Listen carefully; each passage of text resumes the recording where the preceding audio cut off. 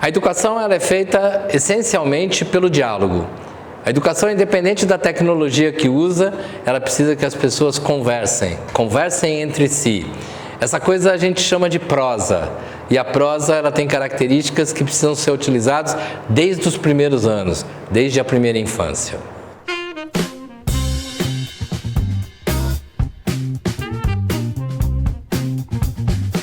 Pensando um pouco a respeito do significado de prosa, eu sei que alguns vão falar, cara, prosa é uma conversa meio que mineira, prosa é um assunto que vai se esticando, parece que não tem muita conexão com a ideia de educação, mas gente, vamos pensar de forma clara.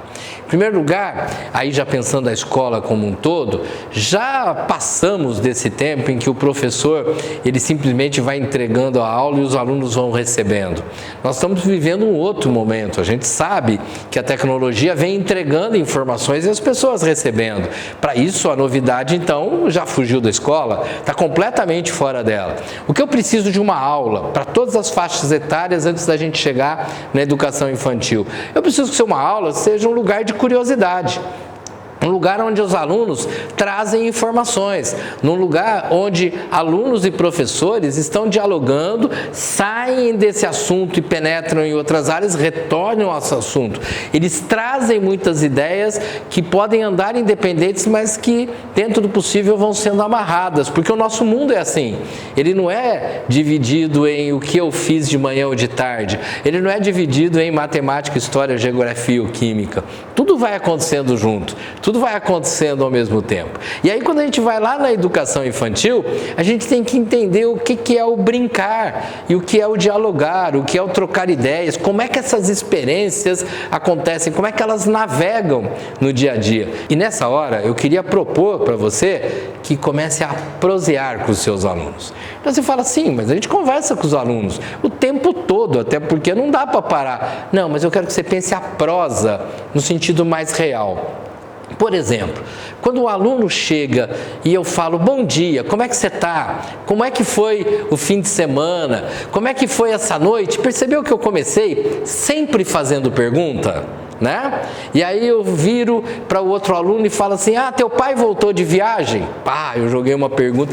Eu estou sempre jogando perguntas. Quando eu jogo perguntas, e professor, não pense isso apenas com criança, pense na sua vida como um todo.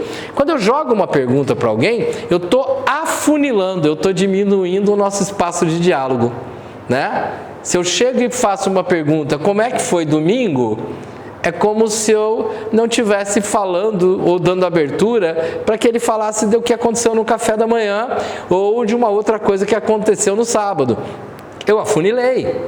Pensa entre nós adultos, né? Um adulto chega para o outro e fala, e aí, como tá? Tua avó melhorou? A hora que falou tua avó melhorou, eu estava morrendo de vontade de contar um show que eu vou assistir, mas eu já entro no assunto da avó, né? E daqui a pouco talvez eu nem lembre mais do show que eu vou assistir. Então a gente fechou as portas.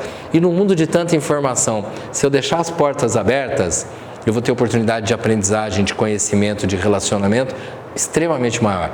Prosa. Faço até um desafio para você, enquanto adulto e de adulto para adulto. Procure conversar com alguém durante 30 minutos sem fazer pergunta nenhuma. Pode parecer muito simples, mas tente conversar 30 minutos com alguém em que você simplesmente chega, não precisa nem falar, oi, como é que você está? Não, você fala, oi, rapaz, eu estou vindo de um lugar assim, e vai contando história, e deixa o outro contando história, e vai contando história.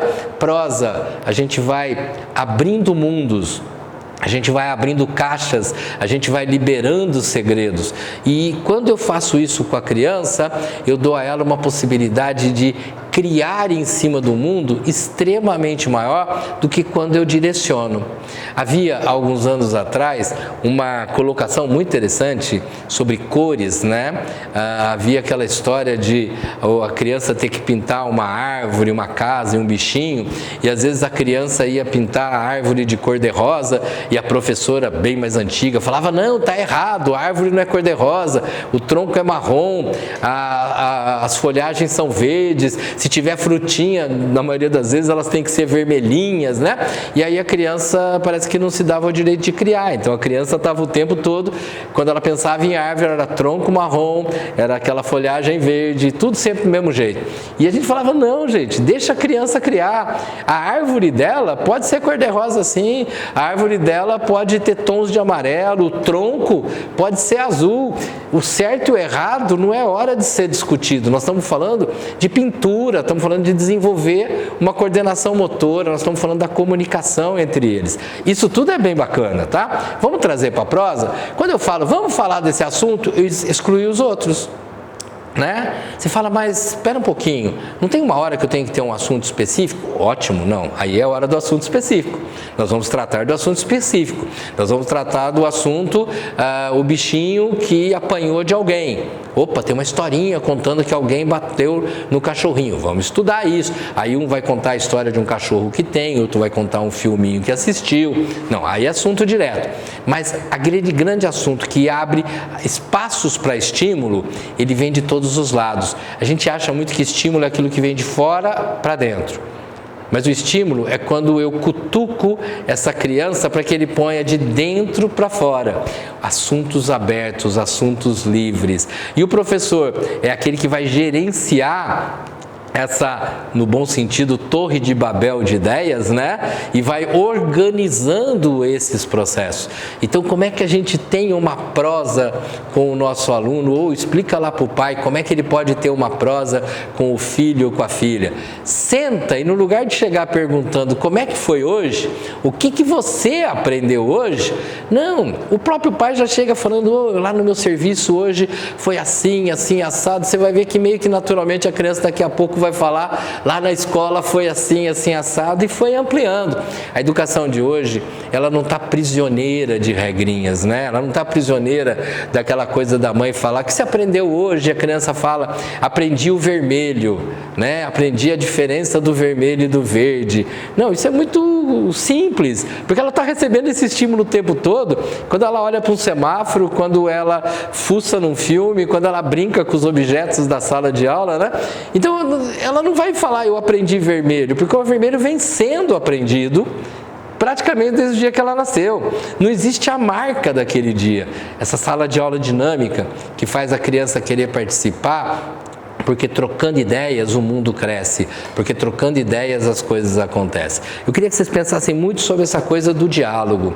O diálogo, os dois conversando, os dois falando, ou, palavra inventada, triálogo, ou pluriálogo que seja, quer dizer, as pessoas falando aquilo que no passado parecia ser bagunça e que hoje é oportunização de ideias que vão caindo em algum lugar, que vão desembocando em algum lugar, e essa criança vai aprendendo a desenvolver mais habilidades. O segredo, então, das relações interpessoais, crianças que aprendem a exercitar a prosa e que depois levam isso para a família, famílias que aprendem a exercitar a prosa e a partir de prosas em prosas, elas já não se fecham em pequenos mundos de perguntas, mas elas se abrem para as possibilidades de exclamação.